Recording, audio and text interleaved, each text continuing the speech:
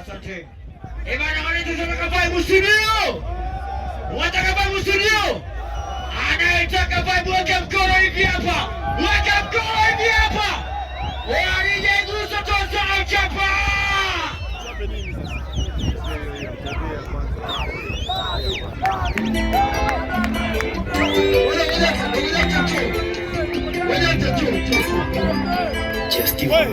Wewe jamaa, atubaza ni kuna songea wewe. Ukijua unapendwa